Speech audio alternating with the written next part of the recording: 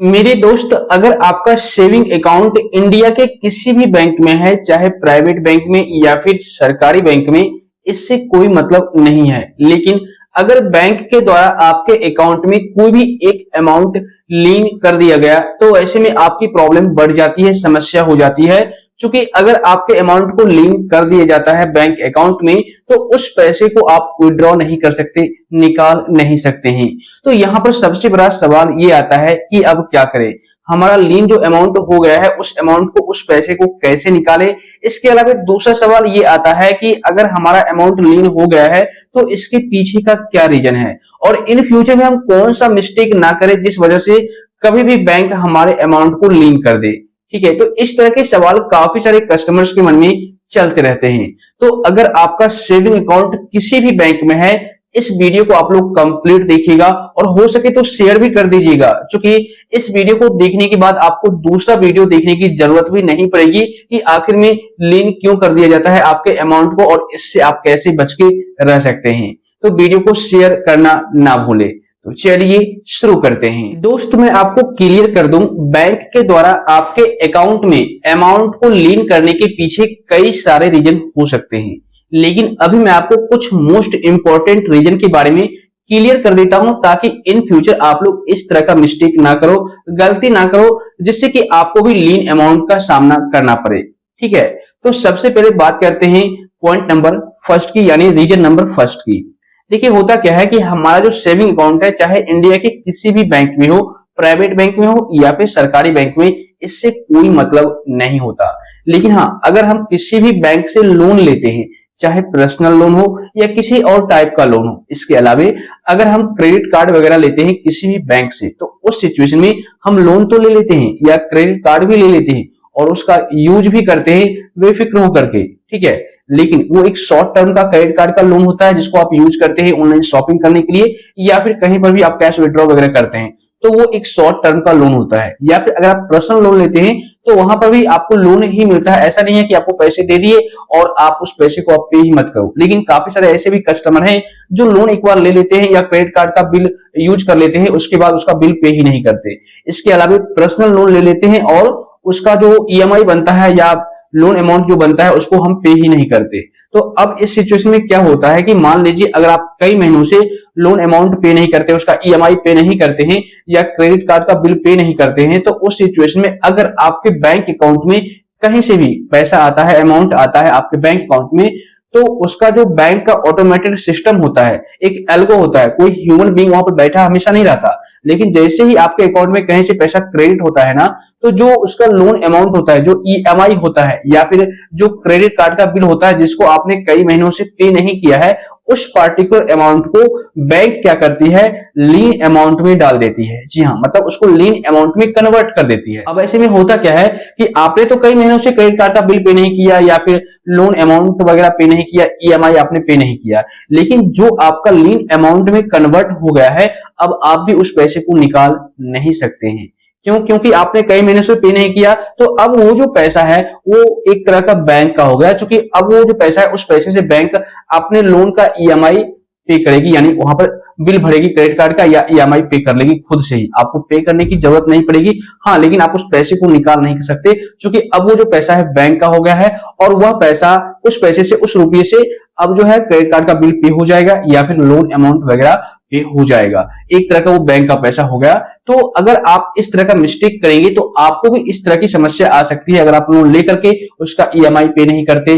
या फिर credit card use करके बिल नहीं भरते हैं, तो आपका भी एक पार्टिकुलर अमाउंट कभी भी लीन किया जा सकता है जिसको आप निकाल नहीं पाएंगे। तो आप लोग इस तरह का मिस्टेक कभी भी ना करें, लोन ले ही मत। अगर लोन लेते हैं तो उसका ईएमआई सही तरीके से टाइम पर पे करें, इससे आपका सिविल स्कोर भी बढ़ेगा और कभी भी कोई भी अमाउंट आपका लीन नहीं किया जाएगा बैंक के द्वारा। इसके अलावा दूसरे रीजन की बात करें तो काफी सारे कस्टमर क्या करते हैं, यूजर क्या करते हैं, किसी गैम्बलिंग एप्लीकेशन में, फेक एप्लीकेशन में, फेक ट्रेडिंग ऐप में अपना अमाउंट डिपॉजिट करते हैं अपने अकाउंट से। ठीक है, उसके बाद वहां से अपने अकाउंट में उस पार्टिकुलर एप्लीकेशन से, जो फेक होता है, जो इंडिया में बैन है, इलीगल है, उस पार्टिकुलर एप्लीकेशन से अपने बैंक अकाउंट में पैसे को विड्रॉ भी करते हैं। तो अगर आप ऐसा करते हैं, पैसे विड्रॉ करते हैं या पैसे डिपॉजिट करते हैं अपने बैंक अकाउंट से, वहां पर जहां पर बैन लगाया गया है इंडियन गवर्नमेंट के द्वारा, जिस एप्लीकेशन को बैन कर दिया गया है, जो इलीगल है, जो गैम्बलिंग है, जिससे धोखाधड़ी हो जाती है, जिससे बहुत सारे यूजर्स के साथ स्कैम हो जाते हैं, फ्रॉड हो जाते हैं, तो अगर आप उन सारे जगहों पर पैसा लगाते हैं, उन सारे एप्लीकेशन में, थर्ड पार्टी ऐप में,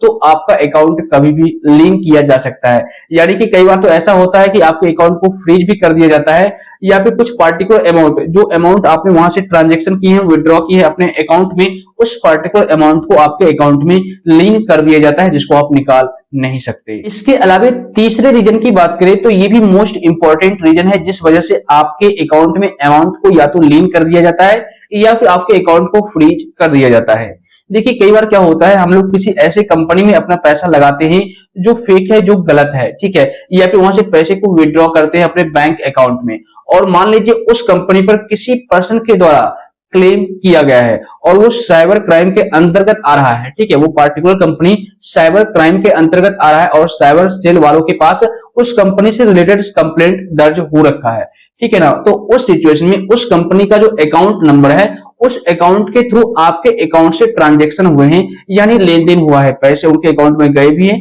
और आपके अकाउंट में विड्रॉ भी हुए हैं उस पार्टिकुलर अकाउंट से, तो ऐसे में आपका जो अकाउंट है उनके अकाउंट के टच में आ गया है, जिस वजह से क्या होगा कि जो पार्टिकुलर अमाउंट आपने उस पार्टिकुलर अकाउंट से ट्रांजैक्शन किया है, उस अमाउंट को लेकर के आपके अमाउंट में लीन कर दिया जाएगा, उस अमाउंट को, जिसको आप विड्रॉ वगैरह नहीं कर सकते, निकाल नहीं सकते हैं। या फिर कई बार ऐसा भी देखा गया है कि आपके पूरे अकाउंट को फ्रीज कर दिया जाता है, या फिर क्रेडिट या डेबिट को फ्रीज कर दिया जाता है, या फिर आप पैसे निकाल नहीं सकते, या फिर आप जमा नहीं कर सकते, ऐसा भी फ्रीज कर दिया जाता है। तो मतलब ये भी रीजन हो सकते हैं जिस वजह से आपके अकाउंट को लीन अमाउंट में कर दिया जाता है, मतलब आपके अमाउंट में कुछ अमाउंट को लीन कर दिया जाता है। मोस्ट रीजन ये भी हो सकता है। इसके अलावा नेक्स्ट रीजन की बात करें तो ये भी मोस्ट इंपॉर्टेंट रीजन है और जाने अनजाने में काफी सारे यूजर्स इस तरह का मिस्टेक कर बैठते हैं। देखिए होता क्या है कि हम लोग कहीं से भी किसी के भी अकाउंट से अपने अकाउंट में पैसे रिसीव कर लेते हैं या फिर किसी के क्यूआर कोड के थ्रू हम पेमेंट कर देते हैं। तो अब ऐसे में क्या हुआ कि अगर आप किसी ऐसे पर्सन से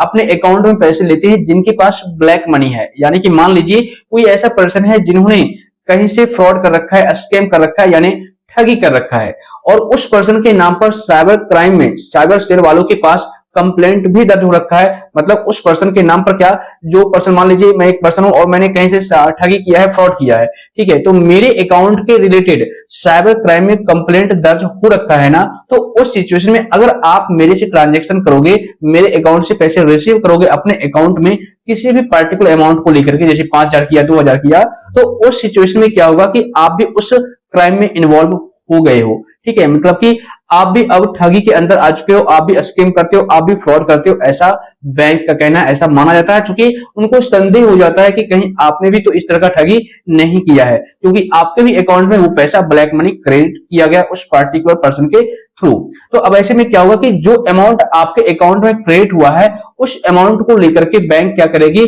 आपके अकाउंट में उस अमाउंट को लीन कर देगी, जिसको आप कभी भी निकाल नहीं सकते हैं। हाँ, निकाल आप तब सकते हैं जब आप बैंक में जाकर के क्लियरिफिकेशन करेंगे, वेरीफाई करेंगे कि मैंने जो ये पैसा लिया है इस पार्टिकुलर पर्सन से लिया है, मैंने कहीं से ठगी नहीं की, स्कैम नहीं किया, फ्रॉड नहीं किया है, मैं गलत पर्सन नहीं हूं, मेरे को इस पर्सन ने पैसे ट्रांसफर किए हैं इतने बजकर इतने मिनट पर इस पार्टिकुलर डेट को। अगर आप सही तरीके से सेटिस्फाइड कर देते हैं बैंक कर्मचारी को, तो शायद आप उस पैसे को निकाल पाएंगे, अदरवाइज आप निकाल नहीं सकते। तो अगर आप कहीं से भी ठगी का पैसा अपने अकाउंट में लेते हैं, स्कैम किया हुआ पैसा लेते हैं, या फिर अगर आप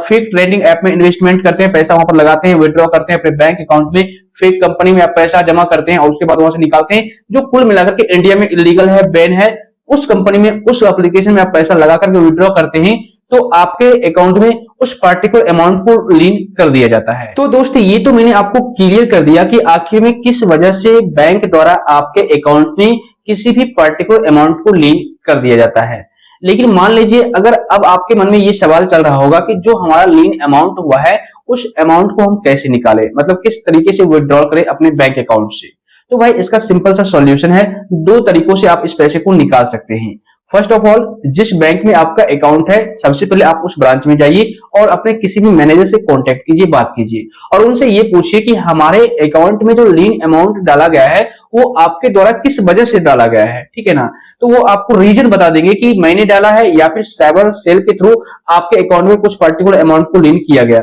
अगर साइबर सेल के थ्रू किया गया होगा तो उसका प्रोसेस तो थोड़ा लंबा हो जाता है, लेकिन अगर बैंक के द्वारा किया गया है तो उस सिचुएशन में बैंक आपसे कुछ क्लियरिफिकेशन करेगी, कुछ वेरिफिकेशन के लिए डॉक्यूमेंट्स वगैरह मांगेगी या कुछ बेसिक इंफॉर्मेशन आपसे पूछेगी। तो आप वहां पर अगर आप सही तरीके से जवाब दे देते हैं, वेरिफिकेशन करवा लेते हैं और वो सेटिस्फाइड हो जाते हैं, तो उस सिचुएशन में उसी टाइम आपके अकाउंट में जो लीन अमाउंट है उसको हटा दिया जाएगा। लेकिन हाँ, अगर आपने ईएमआई वगैरह पे नहीं किया है या क्रेडिट कार्ड का बिल पे नहीं किया है तो वो लीन अमाउंट आपका नहीं हटेगा तब तक जब तक कि उसका ईएमआई आप पे टोटल नहीं कर देते। तो इस बात को भी आप ध्यान रखिएगा। और दूसरा ऑप्शन यह है, दूसरा सॉल्यूशन यह है कि अगर बैंक के द्वारा आपके अकाउंट में लीन अमाउंट नहीं किया गया, साइबर सेल के थ्रू किया गया है, तो उस सिचुएशन में उस साइबर सेल ब्रांच में आपको जाना पड़ेगा जहां से आपके अकाउंट में अमाउंट को लीन या फ्रीज किया गया है या होल्ड किया गया है। इसके अलावा अगर वहां से भी आपको सॉल्यूशन नहीं मिलता है तो आपको किसी एक कोर्ट में, मतलब कोर्ट में जाकर के केस करना होगा,